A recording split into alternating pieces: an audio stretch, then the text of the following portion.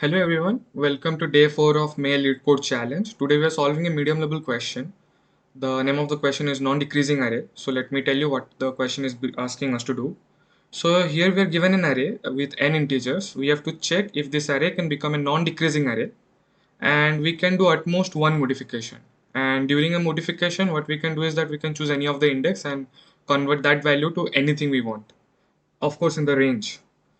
So that's the basic question. And also let me define what is non-decreasing array. So an array is known as non-decreasing array if the previous element is less than or equal to the next element for any of the indexes. So basically all the elements should be either either be equal to the previous element or be greater than the previous element. So let us see some of the examples given here and try to understand how the thing is working, and then we'll be going to the whiteboard to check some of the logic of approaching the question. So in this question, you can see that the array given is 4, 2, 3. We can clearly see that 2 is less than 4. So it is decreasing, but what we wanted was a non-decreasing array. So here what we can do is that we can convert this 4 to either a 1 or 2. Like you convert it to any of them, it doesn't matter, and it will be satisfying the condition. Like all of the array will be a non-decreasing array. So we return a true that yes, we can do, like with at most one modification, we can convert it to a non-decreasing array. In the example 2, you see that 2 is less than 4 and even 1 is less than 2. So either ways, if you do one modification, you won't be able to get a non-decreasing array. So we'll be returning false that with at most one modification, there's no way we can get the solution. Like we can get a satisfactory valid array. So let me take you to the whiteboard and we'll be seeing some example, and then we'll be discussing the approaches.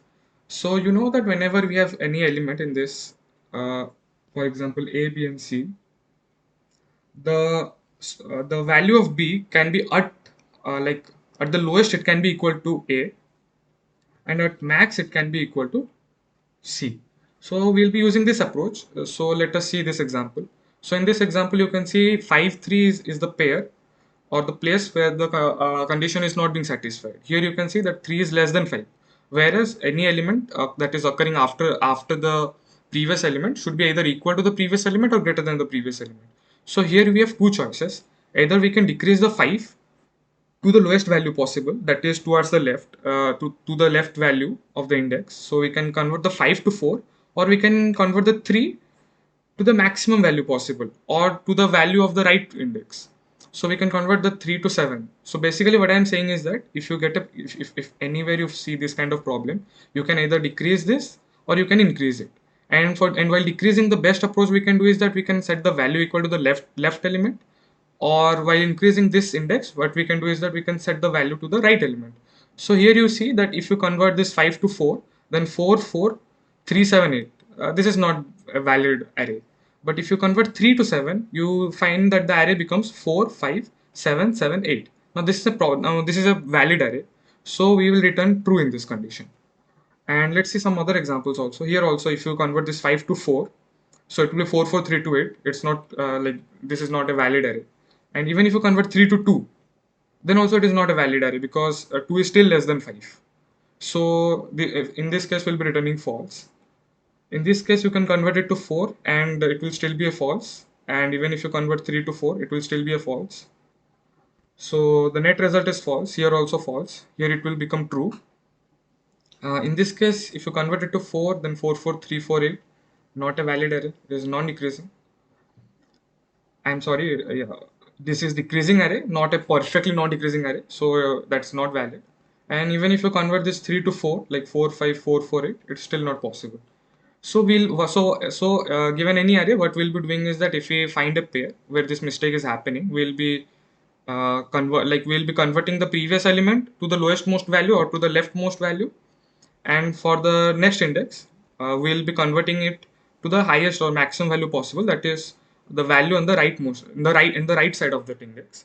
And then we'll be seeing if after this modification any of them is satisfying the condition. If any of them is satisfying the condition, we will return true. If both of them are not satisfying, then we'll return false, because with one modification you can't get a perfectly non-decreasing array. So let's go to the coding part. So let me define the size as int n is equal to nums.size. I'll be defining two vectors, two integer vectors. One will be for that decreasing condition and another will be for the increasing condition. So vector b will be equal to nums. Okay. So what we need to do is that we need to traverse it once. This will be a linear time code and minus 1 I plus plus. So if in any of the place we find that nums I is greater than nums I plus 1. So what this means is that this is a decreasing array. But what we needed was a non-decreasing array. To make it non-decreasing array, we have two modifications. Either we can decrease the value at the specific index, or we can increase the value at the next index where the problem is occurring. So if we want to decrease the value at ith index, we need to check one condition first, that if the ith index or the first index at which the problem is occurring, if that is equal to 0, we can set it equal to the lowest most value. Like in this case, 4 was the first index where the problem was occurring. As after 4 the value was decreasing, so we can set 4 to be 1, as 1 is the lowest most possible value. So what I'm writing here is that a of I is equal to 1. Else, what we'll need to do, we need to set the value equal to the value present at the left of that index. So we'll be setting a of I is equal to a of I minus 1. So this way what we are doing is that at the ith index, we are setting the lowest possible value, and the lowest possible value is equal to the value of the at the value occurring at the left of that index. The same thing we need to do for the max for increasing the during the increasing condition. So the increasing for the increasing condition, the index will be I plus 1, because if we get the error at ith index, then the I plus 1 index needs to be increased. So please take care that here I am writing I plus 1. So if I plus 1 is equal to n minus 1, that is if it is equal to the last index. If we have to, for example in this case, we need to increase this 1. So we can increase this 1 to anything we want, because this is the last most index. So the maximum possible value is 10 power 4. So I'll be setting a of I plus 1, that is the increasing index, to the maximum value possible. Or else what do? I'll set it equal to the value occurring towards the right of that index. So I'll be setting a of I plus 1. Okay, if I'm increasing, I'll be increasing it for another array. Like this is the second condition. Like if this is for decreasing condition and this is for increasing condition. So when I'm increasing it, I'll be setting it as the next, the value at the next index. Then what I need to do is that if by chance this thing is occurring, like if this condition gets triggered, that means we have done one modification at least. And we just need to check if after one modification any of them is giving a true, or any of them is becoming a non-decreasing array, then it's true. So what I'll be doing is that I'll be returning the OR of help A and B, and help function will be returning if the array is valid and it is a non-decreasing array. So let me define the help function.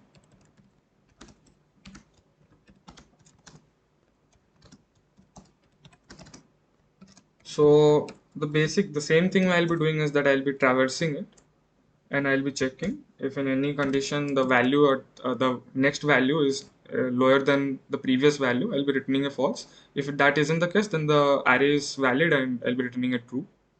So for int I is equal to 0, I less than n minus 1, I plus plus. If v of I plus 1, okay, let's say v of I is greater than v of I plus 1, I'll return a false. But this is this is a decreasing array. Like there is a place where the value is decreasing, and hence it's not a non-decreasing array. So I'll be returning a false. If everything is fine, I'll be returning a true, and this should work, because if by any of the modification, like if we decrease or if we increase, if in any of the case we get a valid array, then we are done. We will be returning true. And in case in both of the case we get a false, that either of the modification is not helping us, then we'll be returning a false. But assume that the array given was the main array, the nums array given was satisfying the condition the first and only. So this condition is uh, never getting satisfied. So this one is never getting executed. So what I need to do is that I need to return a true, because that was true from the first. That's why this problem didn't arise. This should work.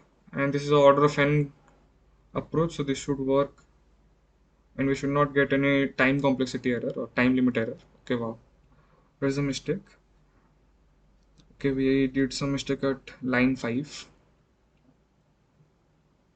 So line 5, okay, this one will be 4, my bad, because we are running a for loop.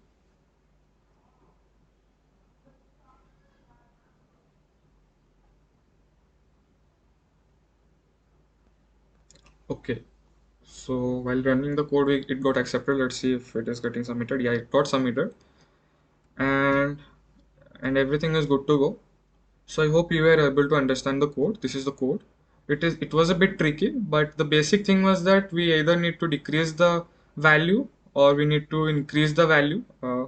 And after doing that, we need to check if it is satisfying the code. If it is satisfying, then everything is done, or else you return a false. And this helper function is helping us in a little way to make the code a little bit less clumsy. So I hope you were able to understand, and have a nice day, everyone. I'll be back with more videos soon. So still then, subscribe to my channel and keep watching my videos.